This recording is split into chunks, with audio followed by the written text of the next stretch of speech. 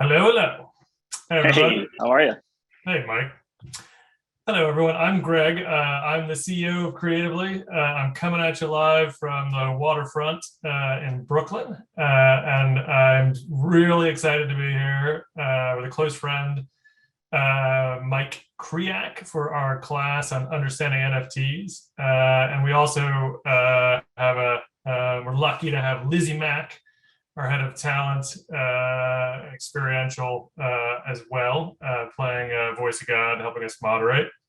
So I'm going to take a quick moment and let Mike introduce himself, and then we'll ask Lizzie to say hello too, and then we will dive right in. So Mike, you want to say hello to everyone?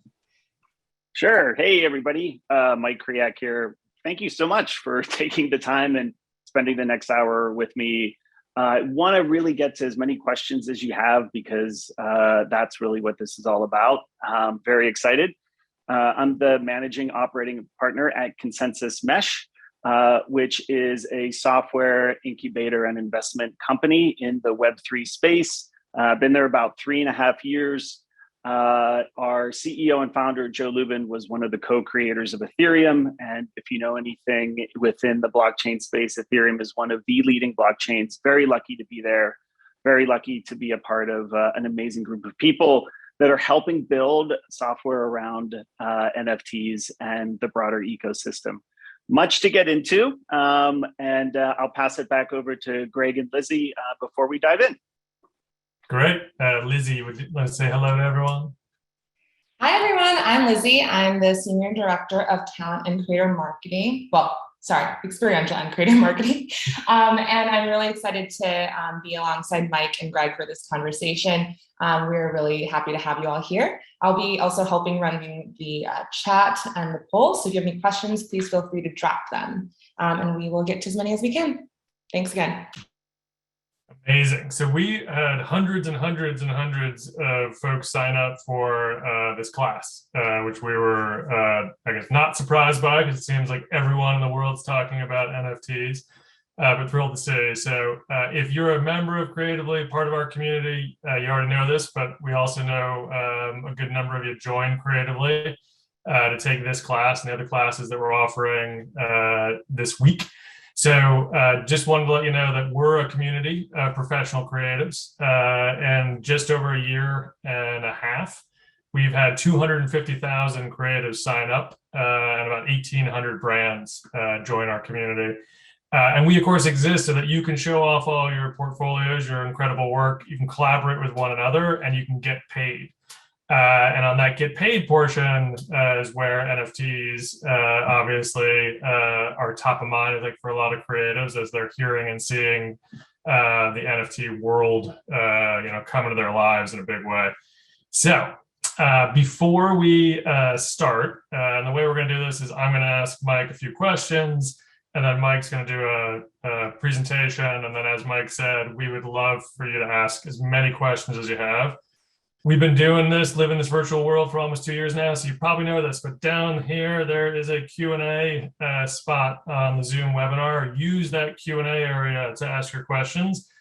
Try not to use the chat area. That way we can see all the questions and coming in through Q&A. Ask them whatever you want. We'll take them at the end, as many as we can.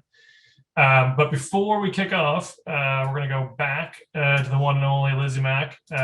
We have a few poll questions that we would like to ask you all, so Mike has a better idea of experience with NFTs, understanding of NFTs. Yes, I'm going to go ahead and start the first one. You guys can go ahead and answer. This is about owning NFTs, and we'll give you guys a couple seconds to go ahead and select your answer, and we'll share the results shortly. I love seeing the real time kind of going in. This is great. It's like a race. I'll give you guys a couple more seconds. You're almost there. That's great. Greg, did you want to comment quickly on these two? And when she ends the poll, then we'll be able to see the full results. I think you and I are getting a sneak peek at the results, but when Lizzie ends it, we'll be able to see all the. Yes, I'll go ahead and do that now. and share the results if you guys want to chat about them. Amazing. So the first question was, how many of you own an NFT? And it looks like 90% of the folks with us do not own an NFT. And then the second question is, how many of you know someone who owns an NFT? Almost an even split there. So Mike, are you surprised by? No, I think it's awesome. I think it's great that everybody is excited to talk about this today, even if they don't own one, and maybe only half of you know someone that do. So we're going to change that today. So that's awesome. I love the honesty. Let's do the next one. Back to you, Lizzie. Sounds great. All right. One moment while I queue up the next one. The next one is actually about familiarity with NFT platforms. So I'm going to go ahead and launch the poll. And it should be up for you guys. Let me know if you don't see it. Oh, there we go. Perfect. They should do a thing where you actually can show the sneak peeks. I know that might taint the sample accordingly, but seeing that this isn't official, it's really kind of fun to watch. This is a scientific poll, Michael. I don't know what you mean. Yeah, it looks very scientific. We'll give everyone a couple more seconds. We have about 66% of you have submitted an answer. I've got a question of what if it's none of the above? Yeah, if it's none of the above, then you don't have to click on any of them. Sneak peek, everyone. It looks like Bored Ape is ahead, which there we go. These are the results, right, Lizzie? There you go. And they're sharing now, yes. All right. Well, maybe we'll put Mike on the spot real quick and let him talk about his Bored Ape, so that if you don't know what a Bored Ape is, he can quickly fill you in on that, because it looks like 77% of you have heard about a Bored Ape. This is pretty amazing to see, actually. I know I would imagine a lot of people might be dialing in and they might not have the ability. So even to get 128 folks to be able to chime in one way or the other, and also noting that some might be on, I'm going to talk about BB too, so that'll be good. That all of these items that you've heard about, this is actually not surprising. This is great. CryptoPunks and Bored Ape are probably two of the largest, most recognizable. We'll talk a little bit about why, probably in relation to Adidas and others. But we can also talk a little bit about, there's a little friendly competition that's happening between Bored Ape and CryptoPunks. So you probably saw before you jumped in, you saw my Bored Ape, which I was lucky enough to make a completely questionable decision on when to buy one back in May at a low price of 2 ETH, which is still around $8,000. But we'll get into all of that shortly. Really great to see the notions of other brands. We're going to spend some time talking about how brands, particularly creatives that work for those brands, and how they can work within this space. So really fun to see these results. I think, Lizzie, we have one more poll. Yes, our next one is about pitching NFTs. So I'm going to go ahead and launch that. And this is a 2-question one.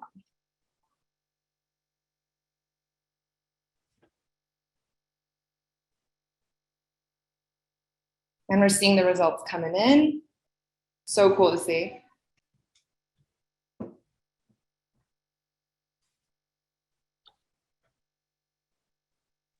All right, we'll give a couple more seconds. We have 80% of participants having answered so far.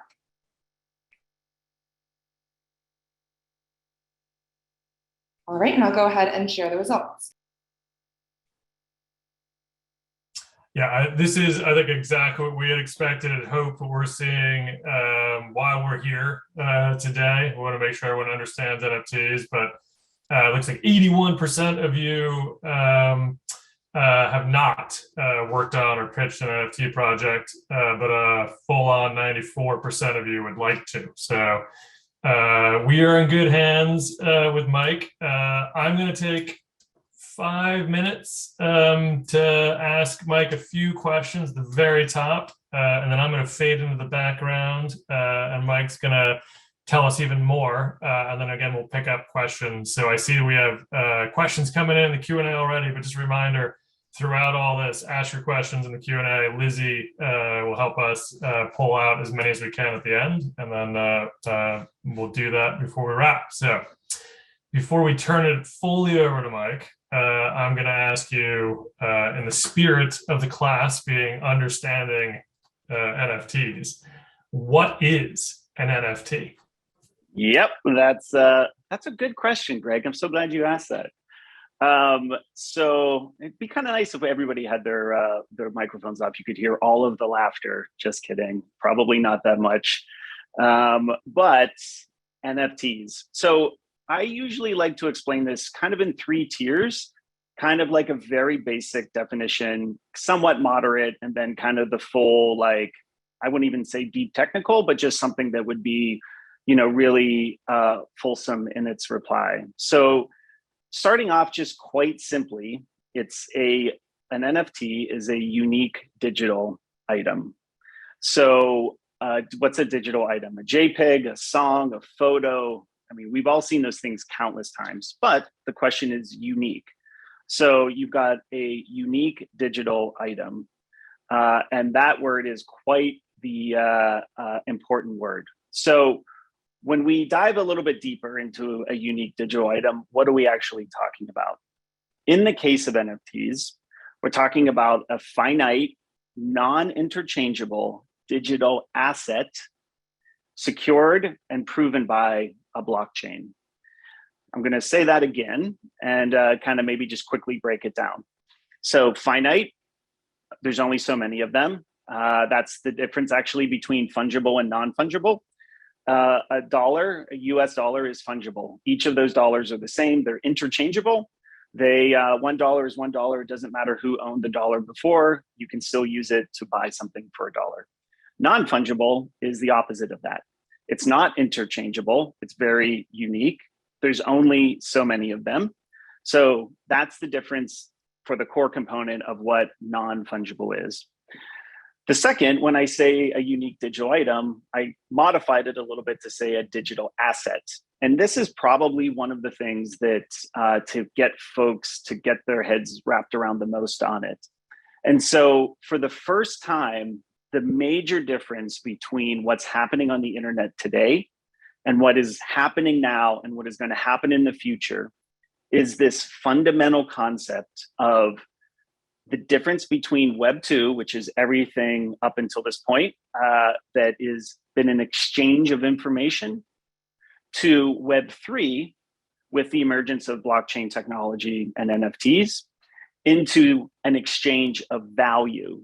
That concept, an exchange of value, storing value on the internet, being able to exchange it peer-to-peer without any intermediaries, is truly the revolution and truly the thing that's moving us into Web 3. Therefore, just like we have physical assets in the world, you now have a digital asset. That is probably the largest kind of hurdle you'll really ever need to really get NFTs.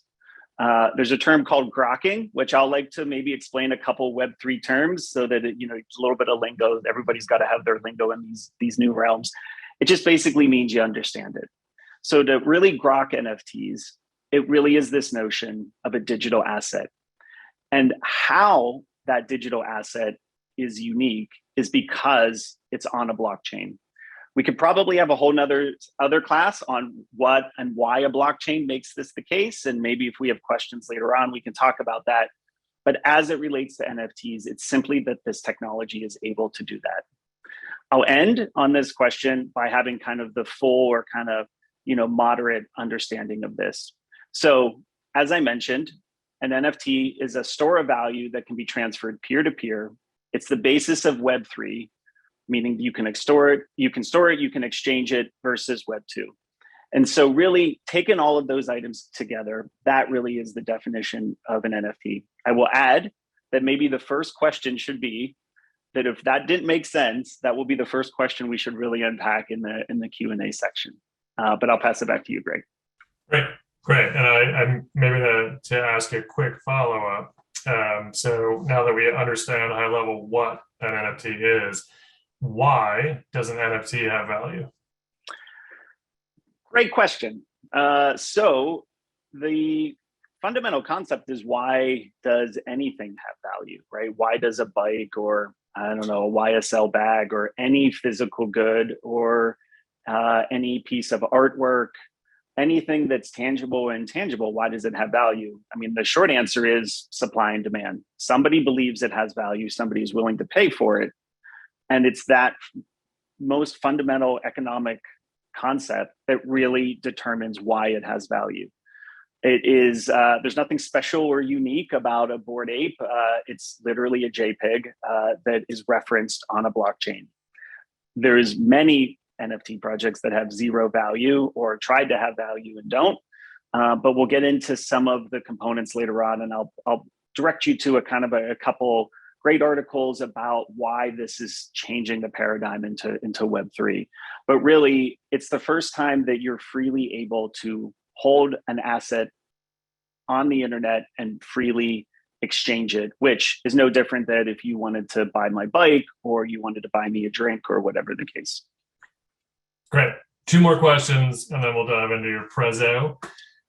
So over the last decade, perhaps most of our lives, many of the participants here, we've all heard about the gig economy, the sharing economy.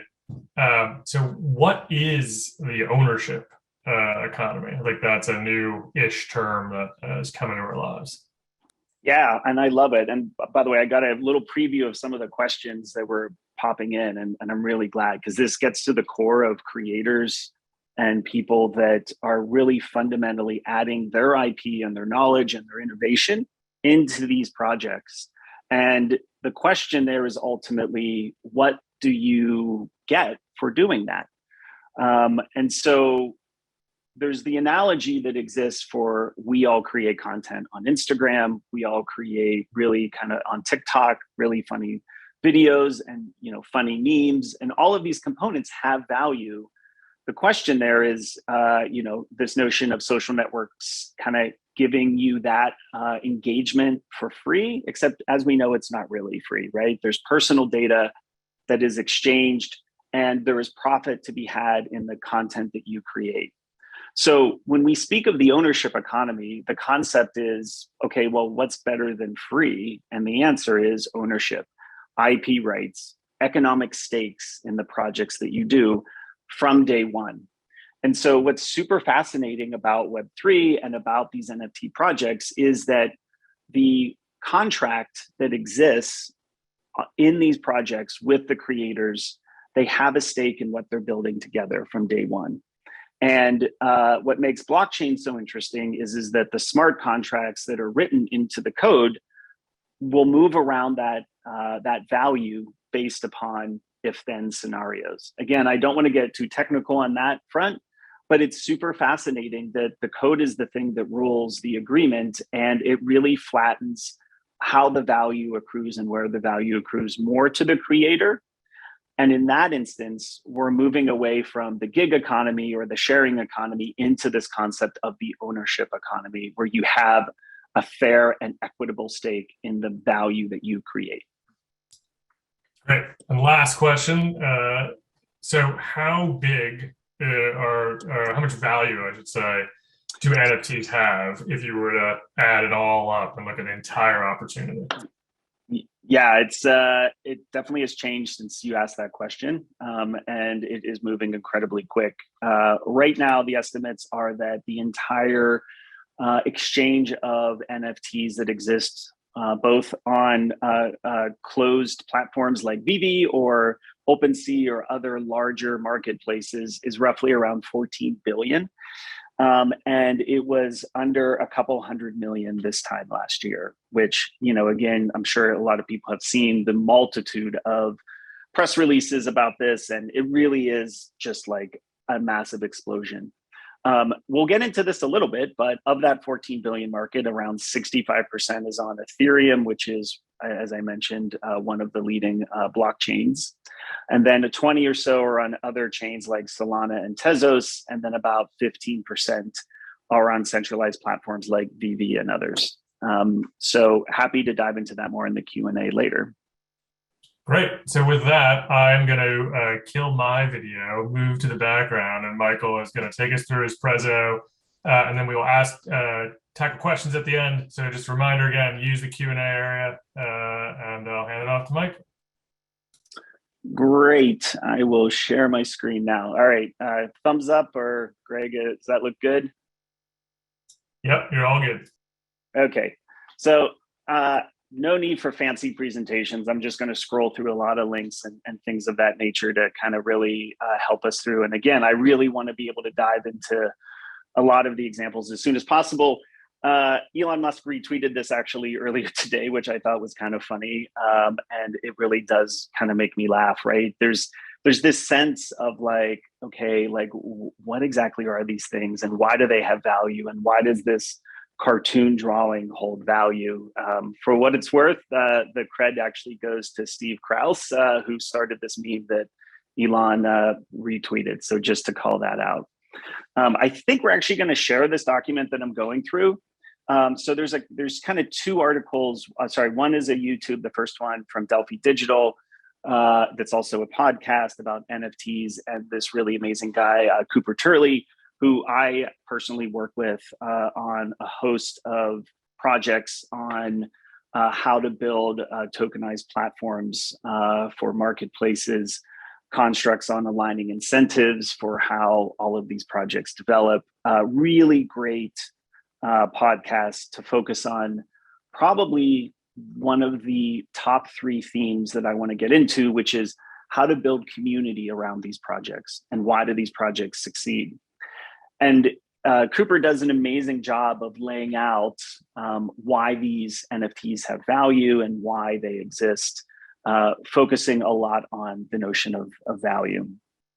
The second is this article from the summer called Status Monkeys, and really lays out the benefits of kind of why NFTs are really kind of taking us by storm and why they hold such value. And you heard me mention the analogy between Instagram or TikTok, which are obviously social networks and platforms and media companies.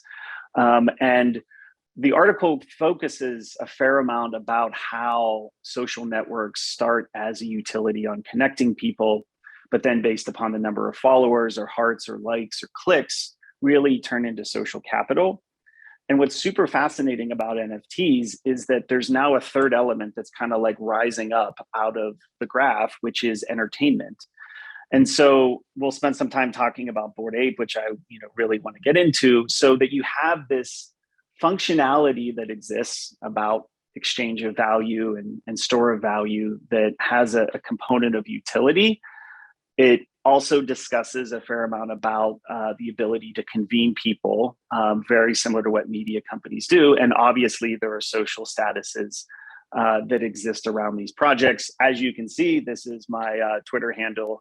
A little bit of items I can talk about what the .f means, what DAOs mean, et cetera. But you can see that I have a great amount of pride in the fact that my Bored Ape represents me as my profile pic. There's also a cool cat that is the banner that exists there. So 2 of my favorite projects that exist within there. But how Bored Ape is beginning to develop as an entertainment brand, and how that value will accrue to holders of those NFTs. That is what's super fascinating and why I believe that we're at this nexus point in the move from Web 2 into Web 3. So a couple items that I really wanted to go into first here, which is you can see what I'm listing here, which is the types of NFTs. And so it's a lot. And I recognize that it's a lot, and this is the reality that is really what it exists. I would say that the concepts of blockchain tokens or cryptocurrencies like Bitcoin or Ethereum, the reason why it takes folks a while to kind of wrap their heads around it is that there are many things at the same time. Not all tokens have these attributes, but a lot of them act as, when I say this, I'm talking about Ethereum or Bitcoin to kind of highlight the differences in relation to NFTs. But briefly, they can represent a medium of exchange They can represent a certain amount of economic value, ownership value, voting status, the ability to be able to connect or provide membership into a project. There are many things at the same time. And that is probably one of the second themes I really wanted to drive home, which is that this is why it is also different. It is many things at the same time. And so NFTs are very similar in that way. And specifically, when we speak about the broad definition of NFTs, it is the fact that there are many different types. So the first, and again, I'm going to give examples of all of these and really like click into these types of projects so that we'll really go into detail. The first is PFPs, which stands for profile pics. These are flexes or status symbols like Bored Ape. Again, referencing this here for example, for my Bored Ape on my Twitter handle. And that profile pic represents, exactly what that is. It's a profile. There are traits that are associated with each of the 10,000 Bored Apes that exist. Again, I'll go into this, but that it's this nexus of then how these components of profile pics are actually turning into IP for Hollywood and how brands want to align themselves with these projects, how they create entertainment. But again, the fascinating component here is that as a holder of this specific NFT, I directly benefit from the value that's being created as being a part of that community. The second is generative art. And we'll get into, we'll show a little bit in relation to projects that use algorithms to actually create the art. In these instances, for non-fungible tokens, there's no set standard for the number, right? But there is a fixed finite number. So in the case of Bored Ape, there's 10,000 that exist. In the case of Squiggles, roughly 10,000. There can be 5, there can be 1 of 1, there can be 300. It all depends upon the creator and how many that they want. These notions of generative art or fine art are obviously subjective in terms of what that actually means. But again, we'll show some examples of how these come into play.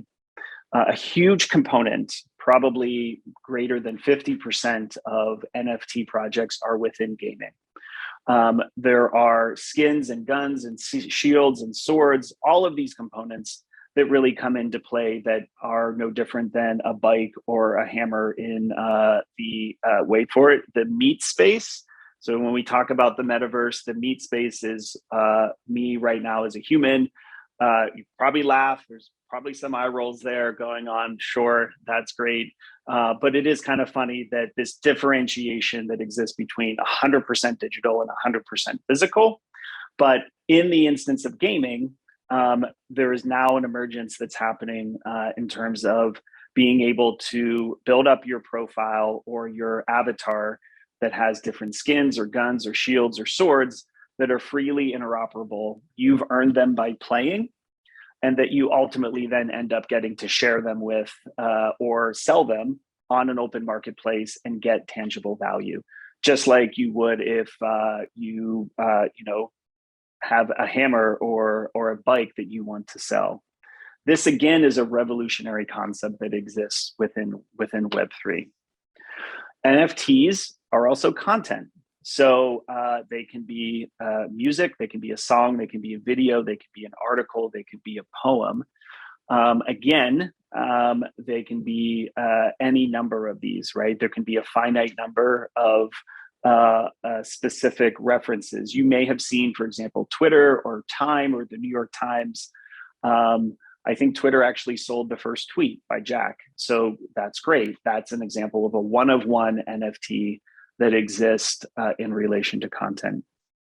Some of the components that I think are super fascinating is this idea of gating or membership, where the NFT acts as a ticket to convene a community of fans.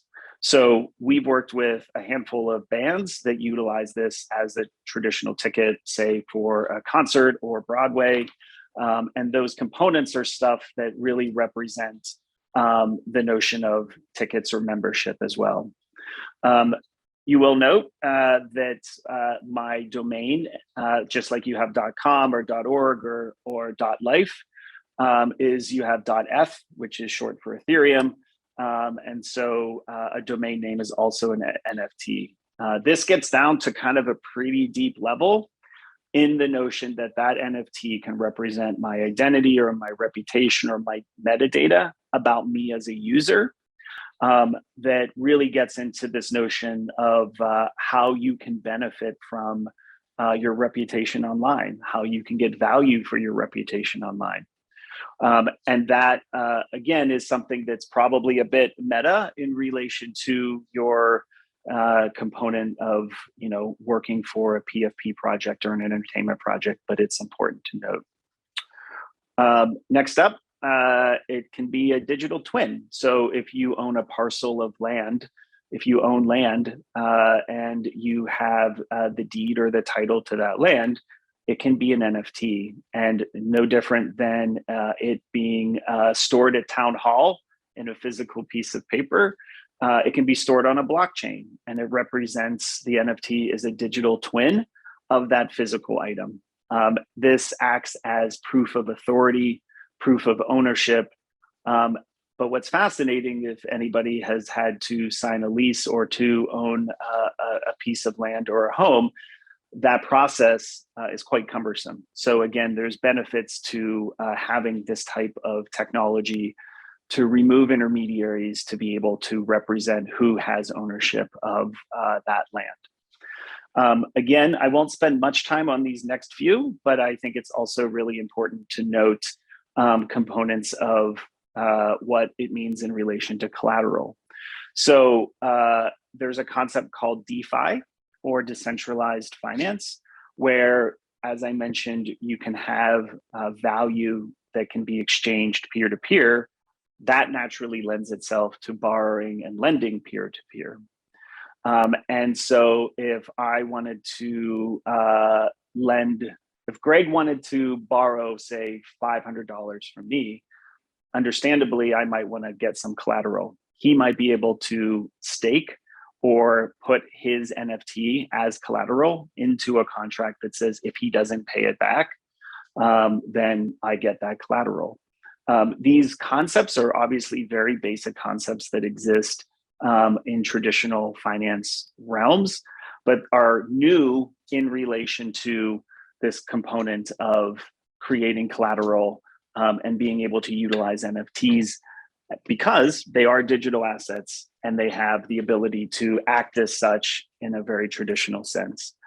One of the interesting components around the emerging NFT space is this notion of owning just a small piece of one. If you know and seen anything in relation to, say, CryptoPunks or to Bored Ape, understandably, it's like, well, how am I supposed to get involved in these things? These things are going for 100 ETH or 60 ETH, and it doesn't make any sense. I don't have that capital to be able to own one or participate in one, which is very fair.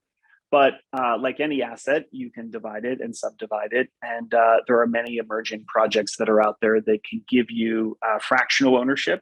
That could be fractional value that comes through. You could own 1/100th of one or 1/1000th of one. The final one, which I actually ended specifically because I think it's actually one of the most exciting, is talent. Well, of course, we need humans, but I was joking around a little bit, but there's this notion that's happening and emerging specifically within these concepts of NFTs that act as avatars, right? You can look at my Bored Ape and you can see this notion that a Bored Ape exists.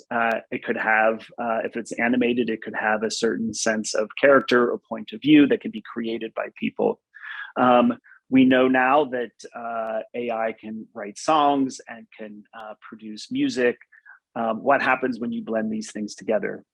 Again, this is certainly something that could be a little bit of an eye roll, but in the metaverse, you could probably be entertained by an AI algorithmically driven talent or musician. In fact, that's happening today at Art Basel.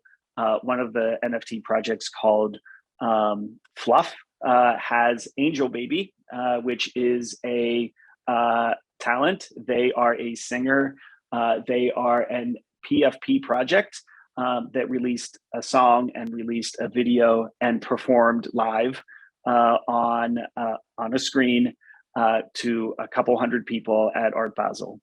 That I think is super fun and super exciting. I think there's obviously a lot to go there in relation to how this actually works. But that, broadly speaking, is the type of NFT projects. So I'm also wondering, just given the time, Greg, if we want to break into questions. You'll note that in the Q&A section up here, I had a bunch of links that we can share to folks to go into, but I also want to make sure that we provide enough time for some Q&A, and hopefully that gave folks a bit of an overview on what NFTs were and the types of NFTs that exist. Yeah, maybe a great idea. I think maybe before we kick off the Q&A, if you want to just show some of those links, I think it would help folks who might still be wondering that big question: what is an NFT? Sure. But I think that would be helpful to show OpenSea and a few other examples. This is great. So one of the beauties of working and living within a blockchain is the fact that this is my OpenSea account. You can see very similar avatar. You can see my Ethereum address that exists here, which is public. Feel very comfortable sharing this out because I have the private key that controls this public address. You can see there's about 182 projects, some of which are art generated, some of which are all these different types of NFT projects, some animated, some 8-bit. The number one thing that I would recommend that you do to begin to understand what NFTs are is go to OpenSea. You can see the URL there. Feel free to explore around my NFT project, or feel free to even go into the stats section and the rankings where you can actually see these are the top NFT projects that are trading right now and the volumes that are listed there. So OpenSea is probably going to be your first gateway just to get your sense of understanding. Diving into very specific projects, it's important to note that all of the projects have a traditional URL.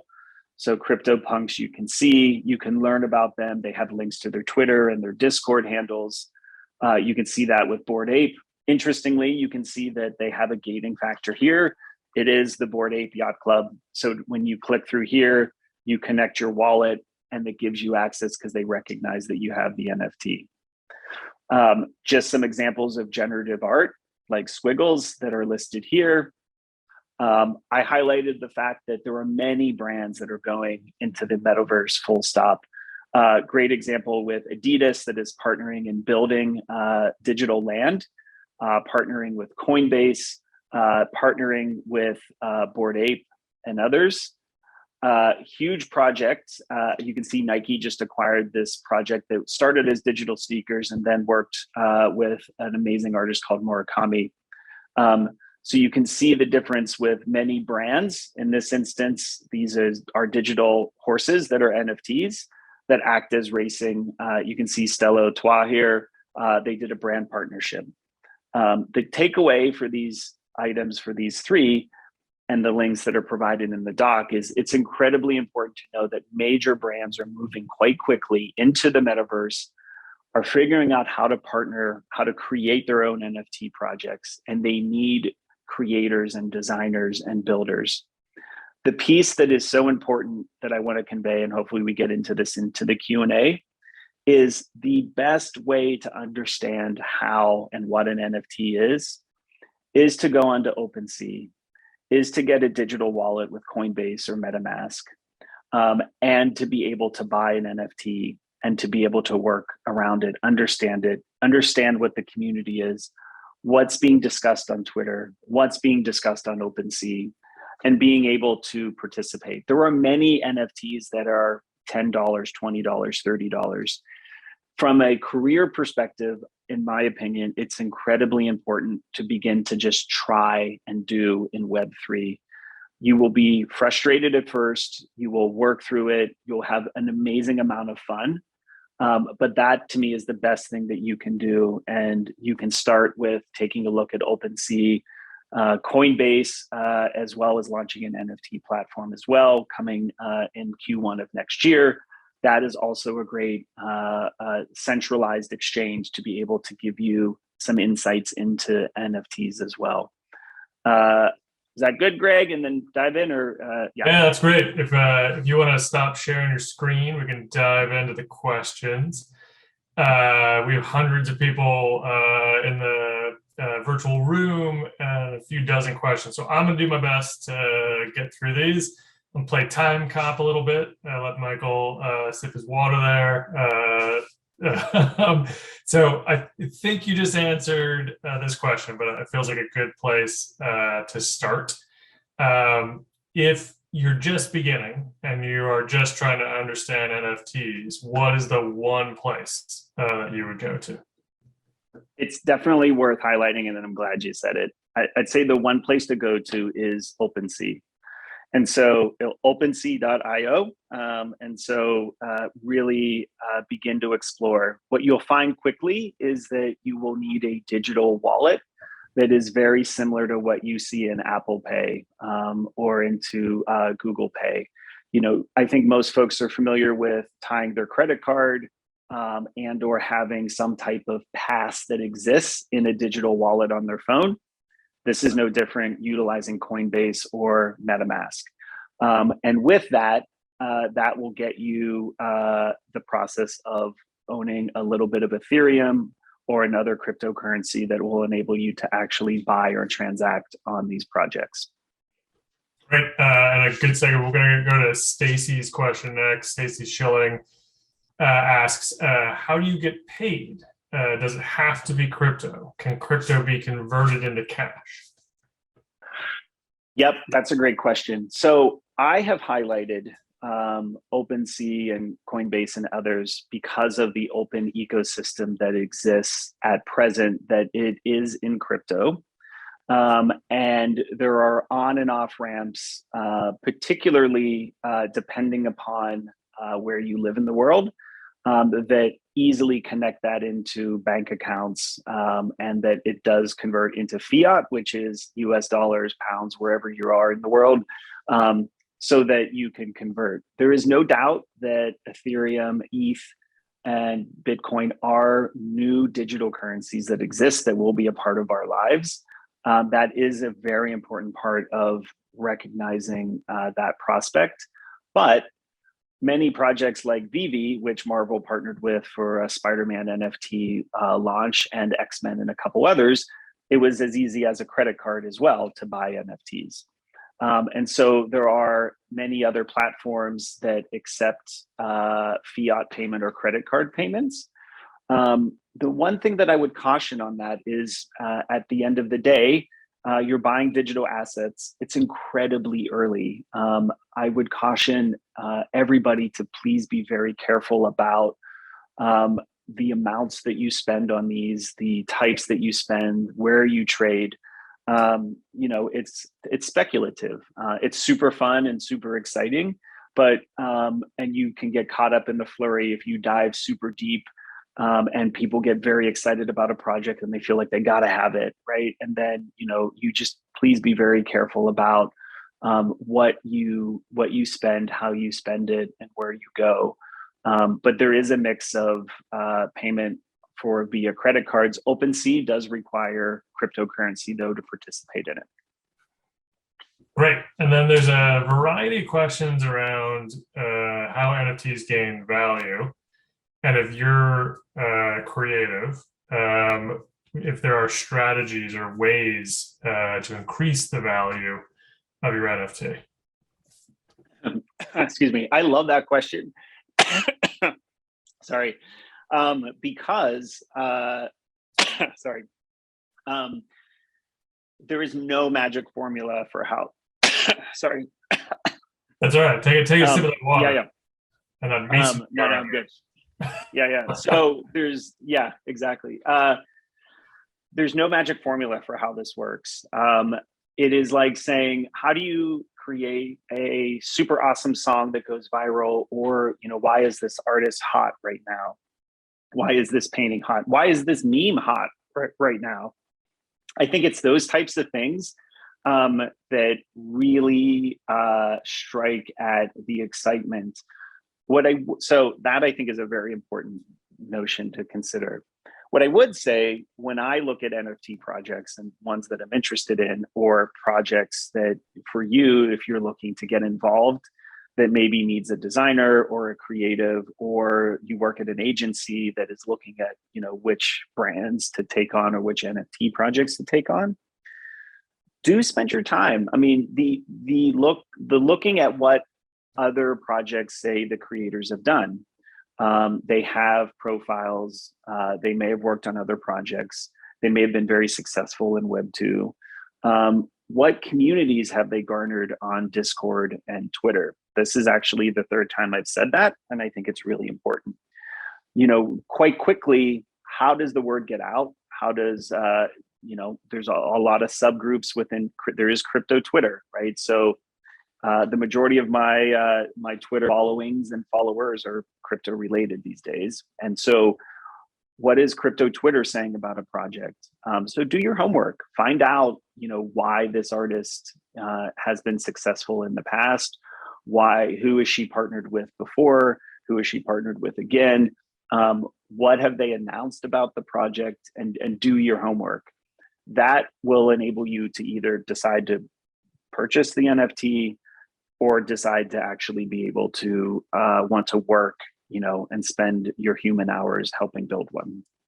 And Michael gets a quick follow-up. So how much of this is marketing? How much of this is, creating a drop or getting a celebrity involved or having notable people talk about your NFT and, maybe point out to folks the hoodie that you're wearing there too, and how that ties into marketing? Because I do think that there are, to your point, there are a lot of things we don't know. A lot of things, why does a meme become a meme?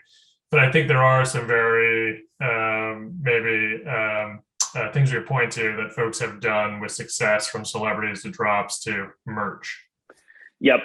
Great point. And I think it's exactly that, right? I've seen a lot of celebrities put their names behind stuff and they fail. And so I do think it does come down to basic marketing execution and community building. At the end of the day, it's also analogous to a movie or to a Broadway show. It is truly a hits-driven business. The formula of, the right amount of marketing, the right amount of promotion, the right amount of who is involved, and all of those components go into play in relation to, say, Bored Ape and the hoodie.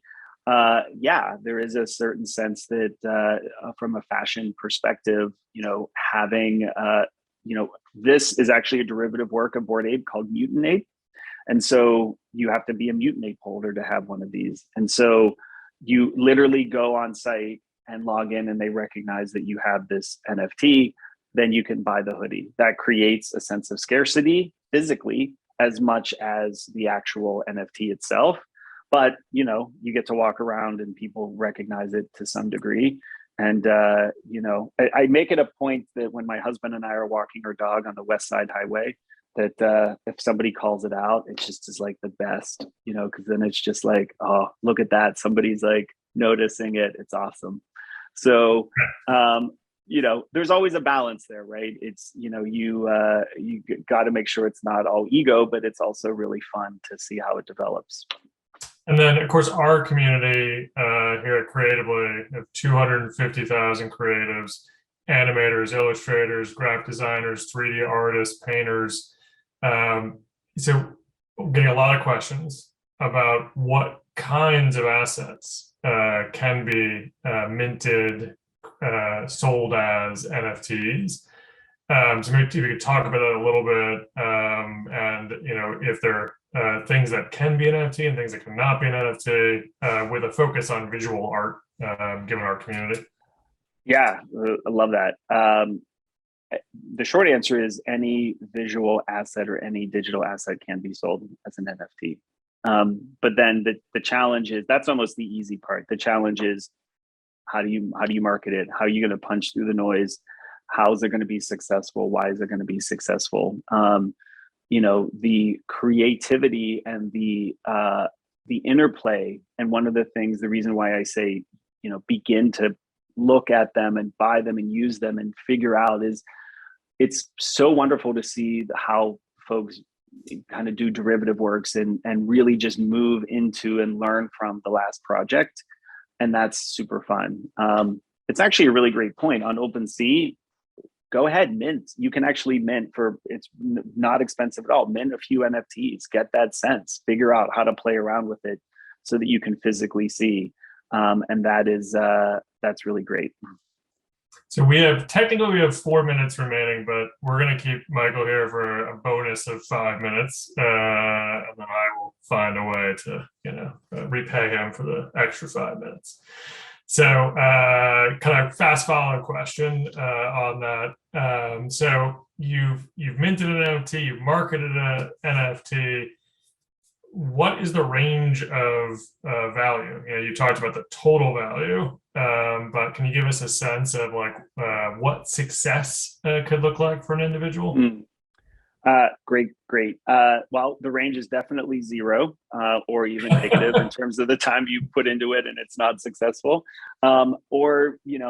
It's interesting. I've seen people try to bid on NFTs that I have decided to participate in that didn't work out, and $6, $5, $10, or I would say up to the several hundreds of millions for CryptoPunks and others. And it truly is that range. And every day there are hundreds of more mints that are happening out there. So quality is and relationships will be key to determine that value.